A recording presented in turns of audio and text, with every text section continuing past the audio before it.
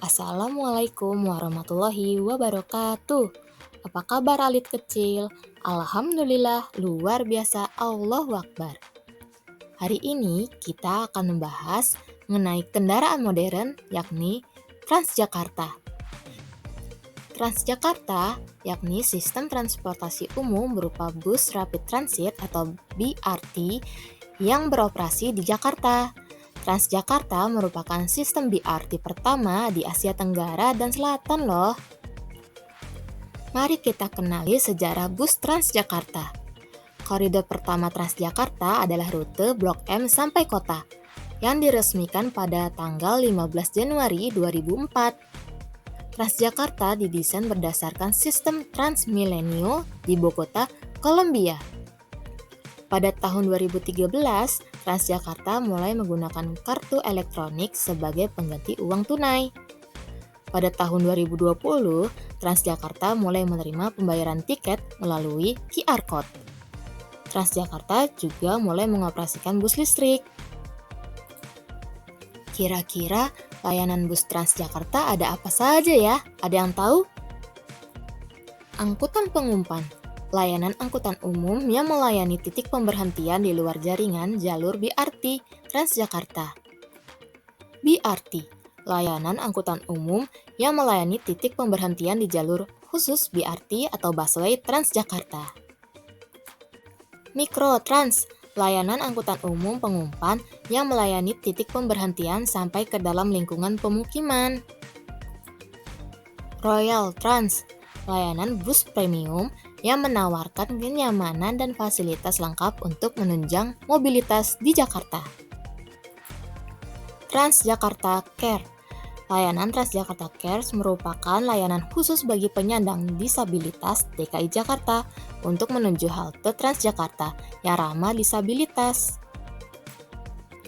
Terakhir, bus wisata. Layanan bus wisata yang disediakan oleh Transjakarta untuk menjelajahi berbagai tempat sejarah, ikonik, dan menarik di Jakarta. Selanjutnya, mari kita mengenali macam-macam bus Transjakarta. Bus gandeng Transjakarta. Bus ini mempunyai kapasitas hingga 140 orang dengan 39 kursi yang terdiri dari 6 kursi prioritas dan 2 ruang untuk pengguna kursi roda. Bus listrik Transjakarta. Bus ini menggunakan sumber listrik untuk menggerakkan sistem penggerak dan aksesorisnya. Bus listrik Transjakarta lebih ramah lingkungan dibandingkan bus berbahan bakar diesel atau kendaraan pribadi. Bus listrik Transjakarta menggunakan sumber listrik seperti baterai, sel bahan bakar hidrogen, kabel udara, atau konduktor non-kontak berbasis darat. Transjakarta Single Bus. Transjakarta Single Bus adalah bus Transjakarta yang memiliki kapasitas penumpang 30 orang.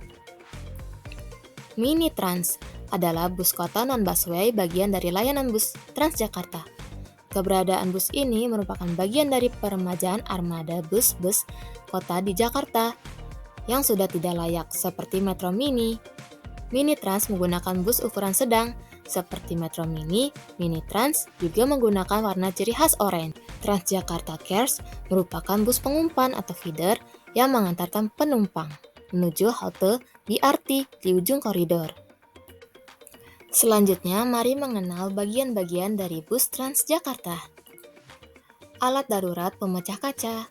Alat pemecah kaca atau bisa juga disebut dengan palu darurat diperuntukkan jika terjadi sesuatu yang serius atau pintu bus tidak bisa terbuka. Alat pemecah kaca ini bisa menjadi solusinya. Caranya seperti menggunakan palu, namun dengan tenaga yang lebih besar agar kaca dapat pecah. Kursi penumpang digunakan bagi para penumpang untuk duduk dengan nyaman. Biasanya di Transjakarta kursinya warna biru dan oranye. Kursi prioritas dan disabilitas. Berbeda dengan kursi penumpang umum, ada kursi penumpang khusus untuk prioritas dan disabilitas. Prioritas itu yang diutamakan yakni ibu hamil, orang tua, disabilitas, dan ibu yang membawa anak. Kursinya khusus berwarna merah. Himbauan atau peraturan.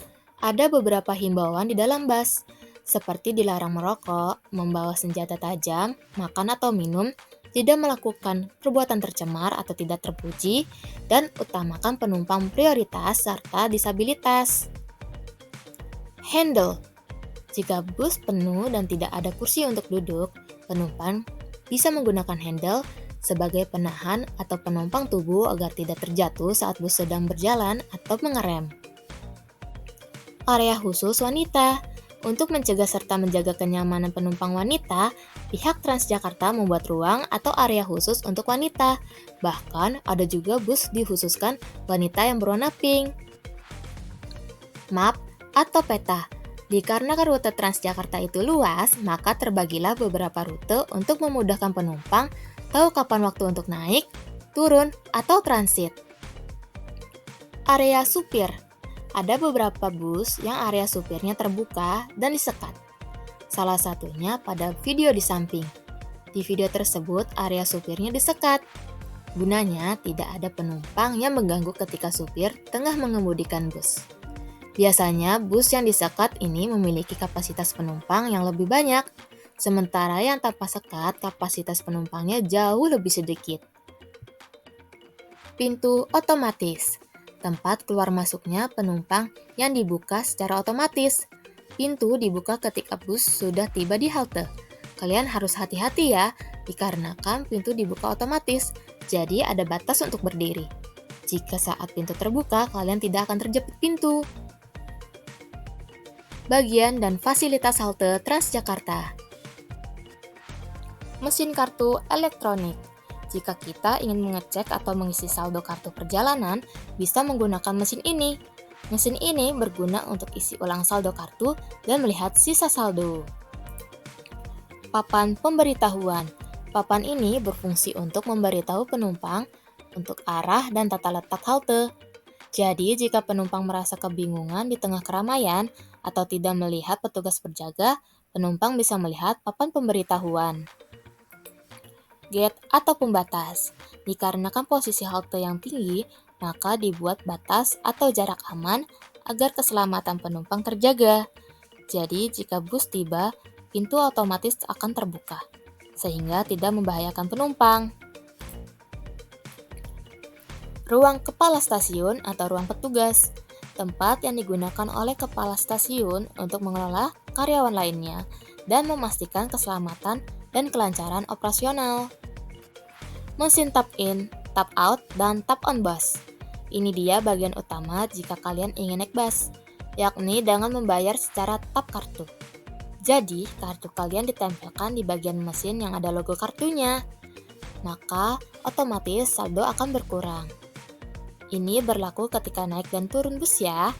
Melakukan tap out ini harus, karena jika tidak, kartu elektronik kamu dapat diblokir atau tidak bisa digunakan. Toilet.